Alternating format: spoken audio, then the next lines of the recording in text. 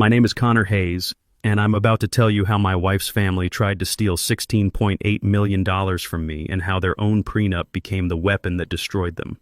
11 months ago, I was sleeping in a Hampton Inn, wondering how 9 years of marriage could disappear the moment real money showed up. Today, I own Phoenix Construction, the fastest-growing contractor in Austin, Texas. The secret weapon? A prenuptial agreement that old oil money forced me to sign, thinking it would protect them forever. But I'm getting ahead of myself. Let me start from the beginning, back when I thought marrying into the Whitmore family was the American dream. I'm 43 years old, and until 11 months ago, I thought I had life figured out.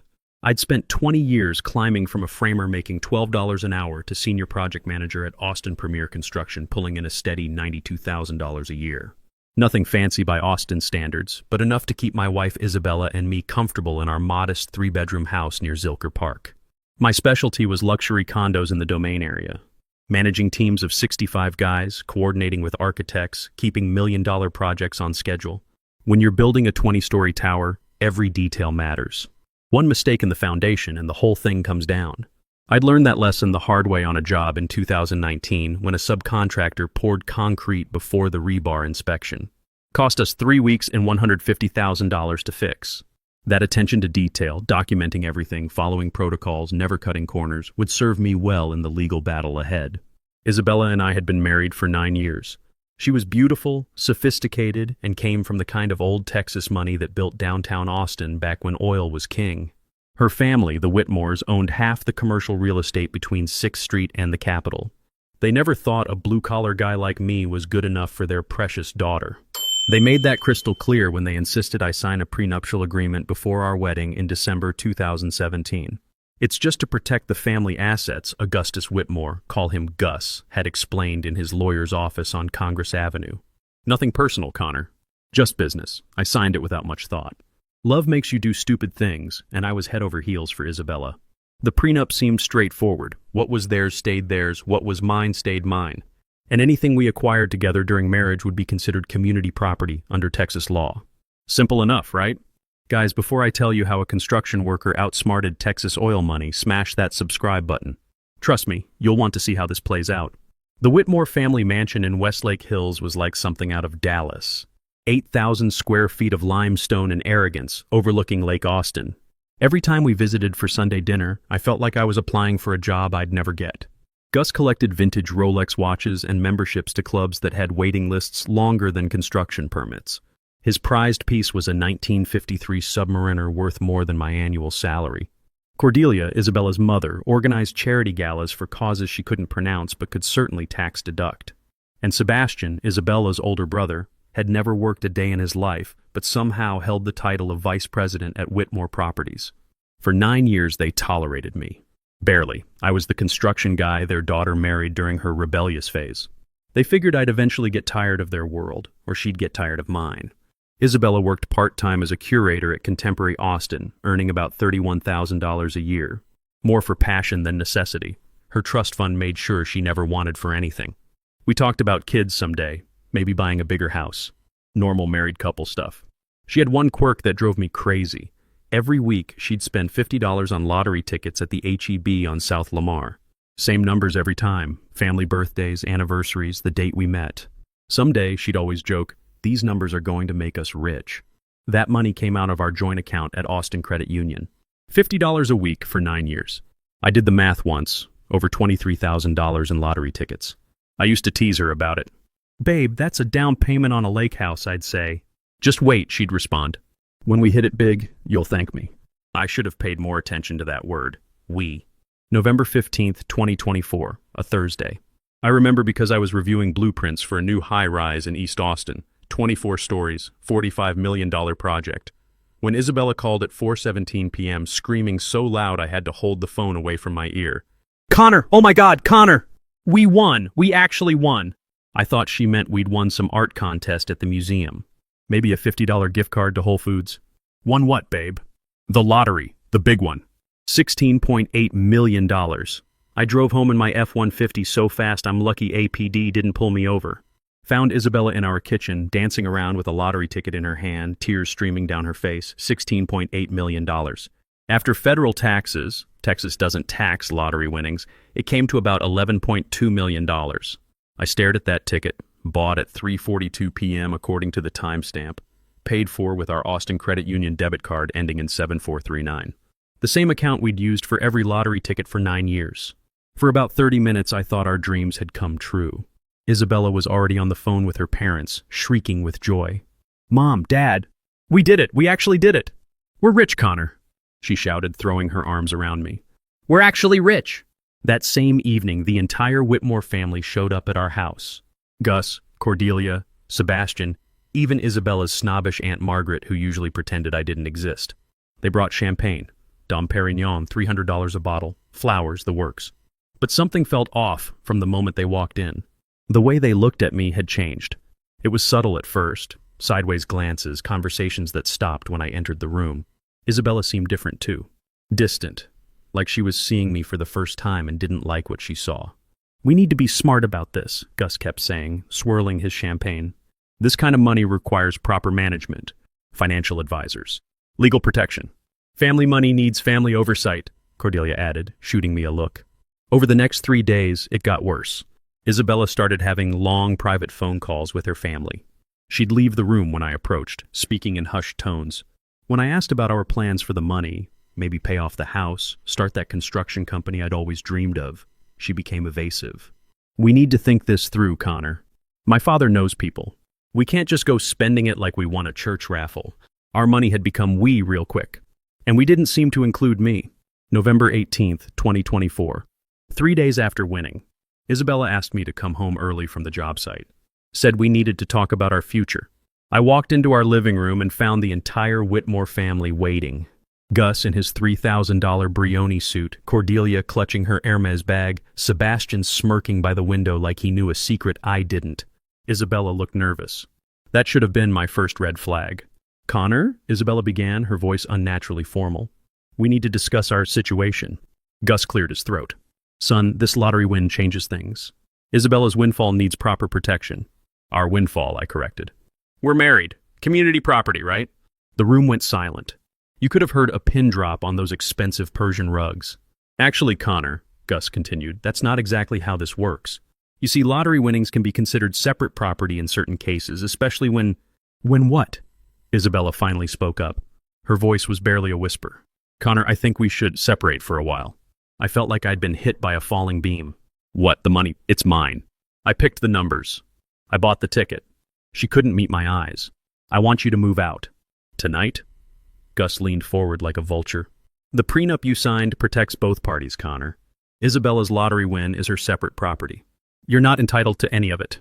I sat there stunned. 9 years of marriage, and they were throwing me away like construction debris the moment real money entered the picture. "I see," I said quietly. "So this was all planned." "Nothing was planned," Isabella snapped, finally showing some emotion. "But now that we have this opportunity, I'm not going to let anyone take advantage of me." Take advantage. That's what she called our marriage. 9 years of building a life together. Sebastian actually snickered from his spot by the window. "Come on, Connor. You had to know this day would come." "Fine," I said, standing up. "I'll pack my things." Isabella looked relieved.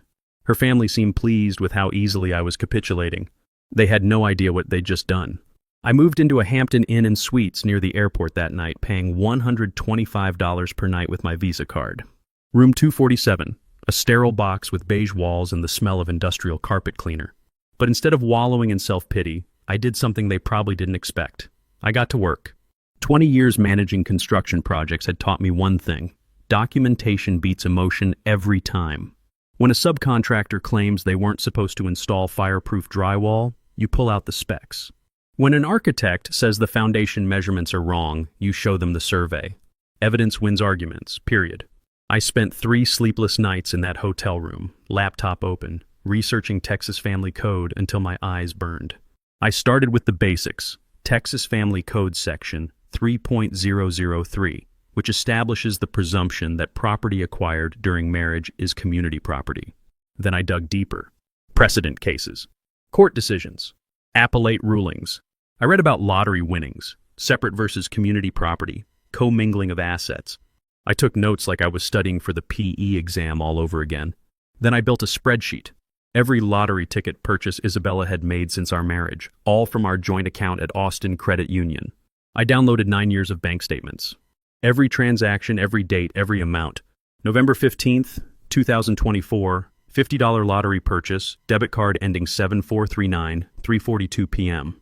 November 8th, 2024, $50 lottery purchase, same card, 2:15 p.m. November 1st, 2024, $50 lottery purchase, same card, 4:33 p.m. Going back and back and back, $50 every week, sometimes twice a week. All community funds. All documented.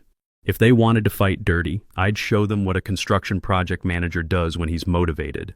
But I needed professional help, and that meant calling a lawyer. Not just any lawyer.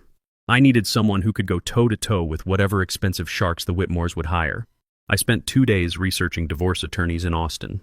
Read every review on Avvo, every article in the Austin Business Journal. Called guys at work who'd been through messy splits. "You need Luther Blackwood," said Tommy Martinez, a crane operator who'd gone through a brutal divorce in 2022. "Guy's a shark, but he's our kind of shark." Luther Blackwood. Former UT law professor, 25 years specializing in high-asset divorces. His consultation fee was $600, but his success rate spoke for itself.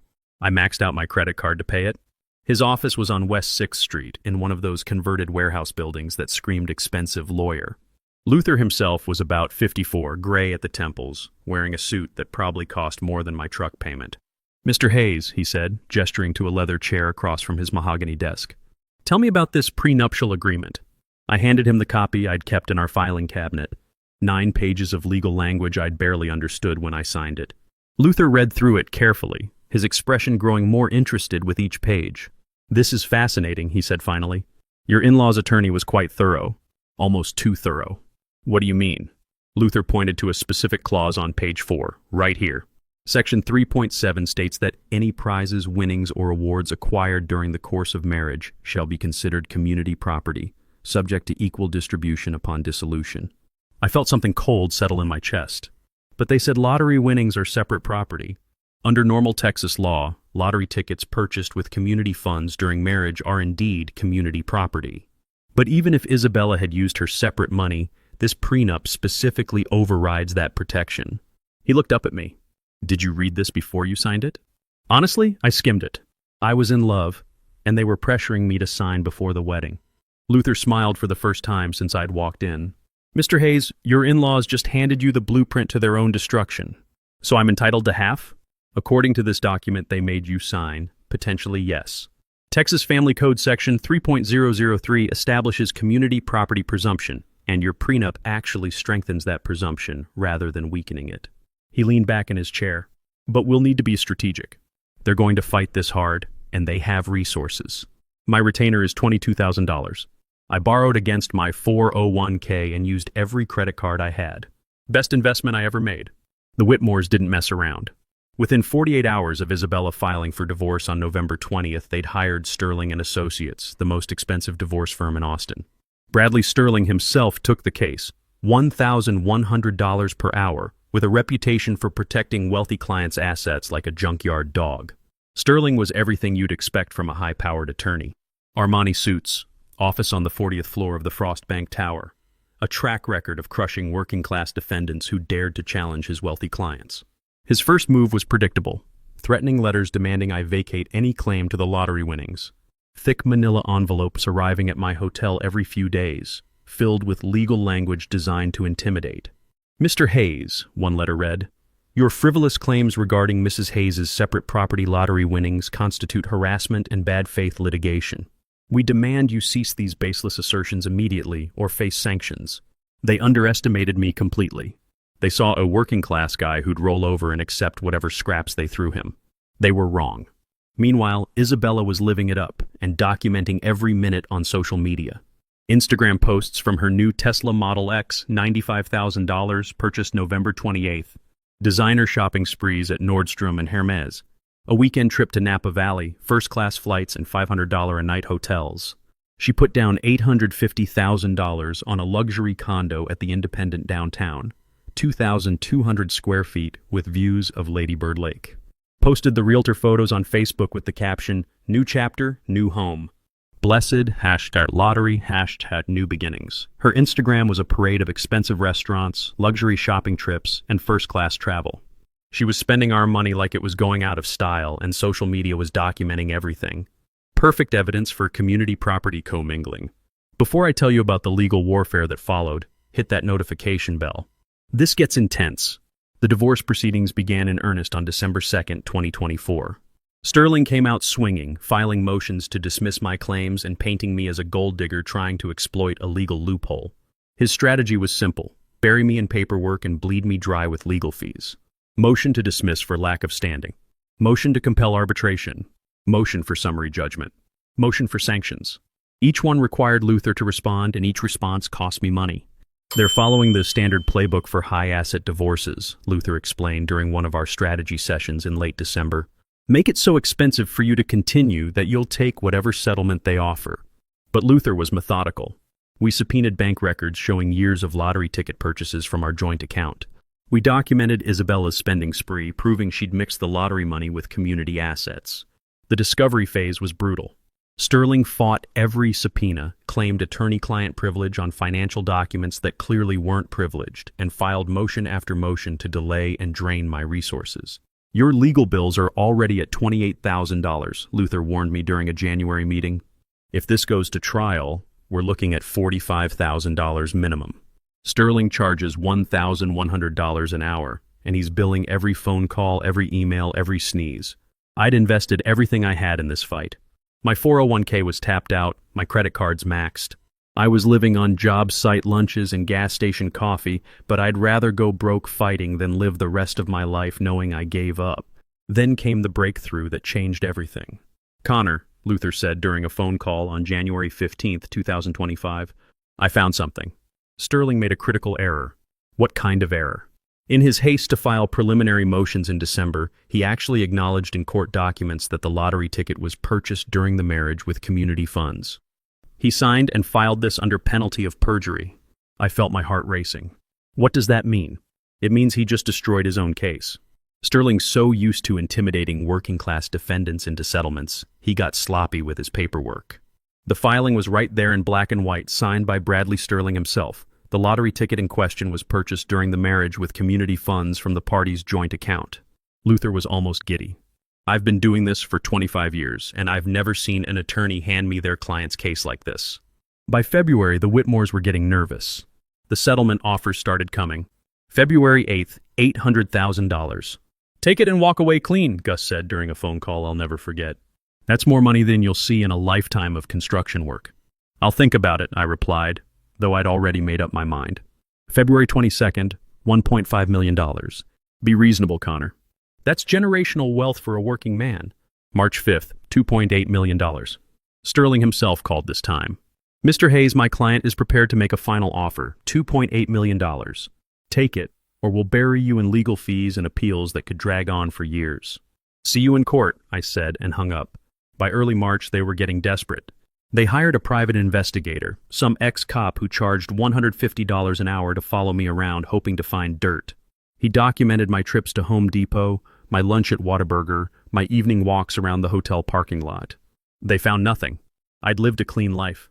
Next, they tried claiming I'd been emotionally abusive, hoping to reduce my settlement under Texas family code provisions for family violence. Isabella gave a deposition claiming I'd been controlling and manipulative, that I'd isolated her from her family. Problem was, they had no evidence. No police reports, no medical records, no witnesses. Luther demolished their claims with phone records, showing Isabella had made all the major financial decisions during our marriage. Bank statements proved I'd never controlled her access to money. Her own social media posts showed her living freely and happily throughout our marriage. Mr. Sterling, Luther said during one heated deposition, are you seriously asking this court to believe that a woman being controlled by her husband would post 847 Instagram photos over 9 years showing her at art galleries, wine tastings, and girls' trips to Costa Rica? 3 days before trial, Isabella showed up at my hotel room. She looked different, tired. The constant partying and legal stress were taking their toll. Connor, please, she begged, standing in my doorway at 9 p.m. We can work this out. I was scared, okay? The money, it overwhelmed me. My family got in my head. Scared of what, Isabella? Sharing our good fortune? I'll give you $4.2 million, she said desperately. More than half, Connor. We can both start fresh. No more lawyers, no more court dates. I looked at this woman I'd loved for 9 years. Really looked at her. The designer clothes, the new highlights, the desperation in her eyes. It was never about the money, Isabella. It was about respect, about honoring the commitment we made to each other. She left crying. I almost felt sorry for her. Almost. March 22nd, 2025. Travis County Family Court, Courtroom 3. Judge Maria Gonzalez presiding. Judge Gonzalez was a 15-year veteran of the family court bench, known for her thorough preparation and no-nonsense approach to high-asset divorces. She'd seen every trick in the book and had little patience for legal gamesmanship. The courthouse was packed. Word had gotten out about the case. Construction worker versus oil money had become a local interest story. News crews from KXAN, Fox 7, and the Austin American-Statesman were stationed outside. Blue-collar David Battle's Texas Goliath was the morning headline. I wore my best suit, a navy blue from Men's Warehouse that I'd bought for our wedding 9 years earlier. Luther had suggested I wear something more expensive, but I wanted to be myself. The irony wasn't lost on me.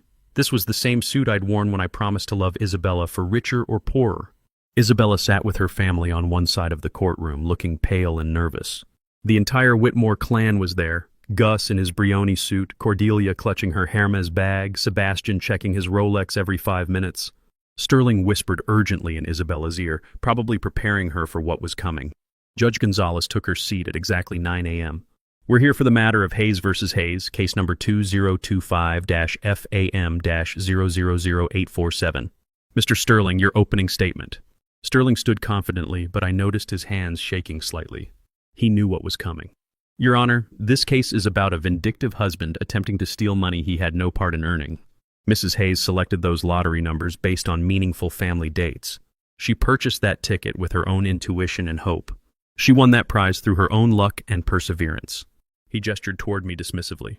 Mr. Hayes is attempting to exploit a technicality in a prenuptial agreement to claim half of winnings that are rightfully Mrs. Hayes's separate property under Texas law. Luther remained seated, taking notes on his yellow legal pad. He looked completely relaxed, like a chess master watching his opponent walk into a trap.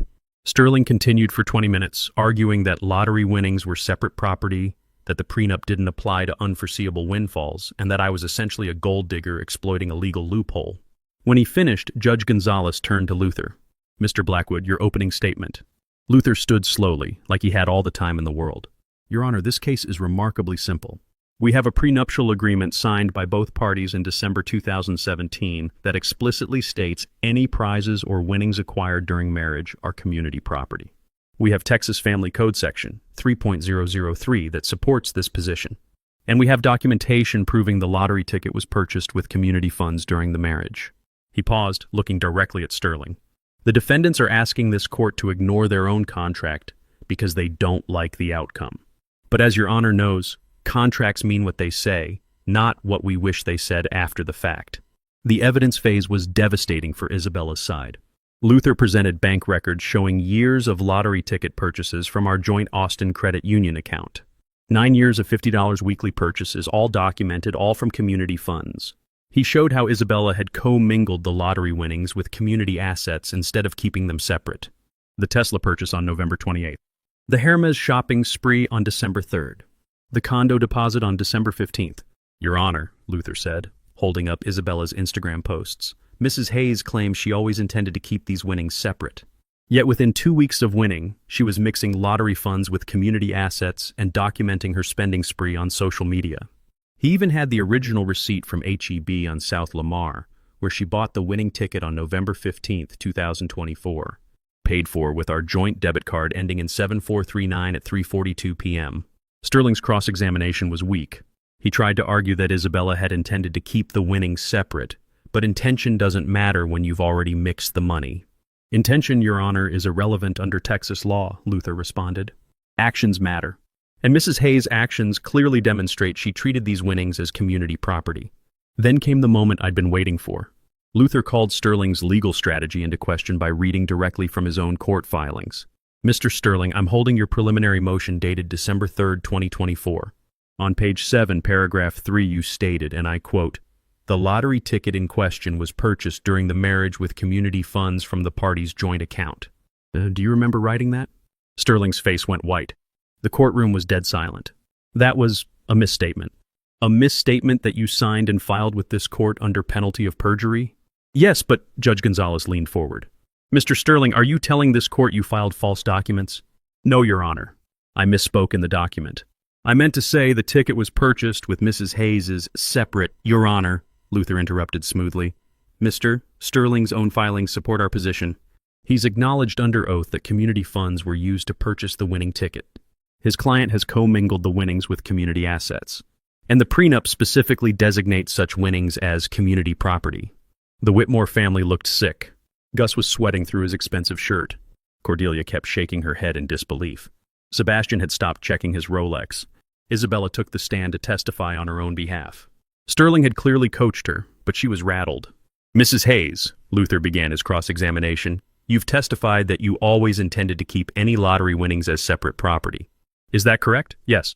Then why did you deposit the entire $11.2 million into your personal checking account at Bank of America, which you've been using to pay community expenses since 2019?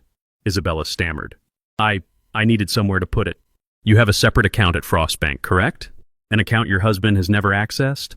Yes, but an account with over $73,000 in it as of November 15th, 2024. Correct? Yes. So you had somewhere to keep the money separate, but you chose not to.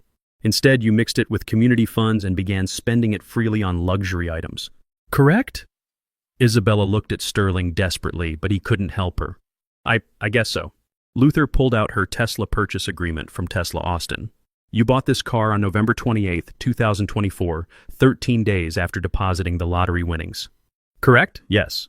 For $95,000? Yes. Using lottery money? Yes. Did you consult with your husband about this major purchase? We were separated. Ma'am, you didn't file for divorce until December 2nd, 2024. You were still legally married when you bought this car. So I'll ask again, did you discuss this $95,000 purchase with your husband? Number. Luther continued methodically through each purchase. The Hermes bags, the Napa Valley trip, the condo deposit. Each time, Isabella had to admit she'd used lottery money without consulting me, despite being legally married. Judge Gonzalez recessed for lunch at 12:30 p.m. In the hallway, Gus Whitmore approached me one final time. Connor, this is madness. We'll appeal whatever decision she makes. This could drag on for years. Cost you everything you have left. That's your choice, Gus. But I've got time and a good lawyer. His face was red with anger. You ungrateful son of a bitch. We welcomed you into our family. No, I said quietly. You tolerated me until you thought you could throw me away. The afternoon session was brief. Judge Gonzalez had made her decision. I've reviewed all evidence and applicable law, she began at 2:15 p.m. The prenuptial agreement signed in December 2017 is clear and unambiguous. Section 3.7 explicitly states that any prizes or winnings acquired during marriage are community property. Texas Family Code Section 3.003 supports this interpretation. Furthermore, the defendant's actions in co-mingling the lottery winnings with community assets demonstrates her own recognition that these funds were not separate property. Isabella started crying. Her mother grabbed her hand. In Texas, we honor contracts. The defendants cannot now claim that their own prenuptial agreement doesn't mean what it plainly says simply because they dislike the result. Judge Gonzalez looked directly at me. Mr. Hayes, while the court cannot award attorney's fees in this case, I am awarding you 50% of the net lottery winnings totaling $5.6 million. Mrs. Hayes, you have 90 days to liquidate assets if necessary to meet this obligation. The gavel came down with a satisfying thud at 2:22 p.m. Outside the courthouse, reporters shouted questions. I ignored them all except one from KXAN. Mr. Hayes, how does it feel to win? I thought about that for a moment, standing in the Texas sunshine, thinking about the long road that had brought me here. Justice always feels good. 6 months later, in September 2025, I used part of my settlement to buy Austin Premier Construction from my retiring boss. Today, Phoenix Construction employs 41 people and specializes in affordable housing throughout Central Texas. We're building the kind of homes working families can actually afford. Starter homes, duplexes, small subdivisions in communities like Del Valle and Pflugerville. Good, honest construction for good, honest people. Isabella had to sell her Tesla, return the deposit on her downtown condo, and liquidate most of her designer purchases to pay me. The Hermes bags went back to the store. The Napa Valley memories remained expensive Instagram posts. Last I heard, she was working at her father's real estate office in Westlake, earning $38,000 a year and living in a one-bedroom apartment in South Austin. Her social media went quiet after the trial. The Whitmore family never spoke to me again, which was fine by me. They'd shown their true colors when they thought they could throw me away like construction debris. Gus sold 2 of his vintage Rolexes to help pay my settlement. Poetic justice. Sterling and Associates billed them $340,000 in legal fees. Luther's final bill to me was $47,000. Money well spent. Sometimes the best revenge isn't revenge at all. Sometimes it's just letting people face the consequences of their own greed and stupidity. They created the weapon that destroyed them. I just had the dignity to use it. My 1985 F-150 still runs great, by the way. Some things are worth keeping. If you enjoyed this story of blue-collar justice triumphing over old money arrogance, smash that like button and leave a comment telling me what you thought. And if you're not already subscribed to the channel, please subscribe and hit the notification bell to get alerts for new stories like this one. Remember, sometimes the contracts meant to keep you down become the very tools that lift you up. The Whitmores learned that lesson the hard way. What would you have done in my situation? Let me know in the comments below. Thanks for watching, and I'll see you next time.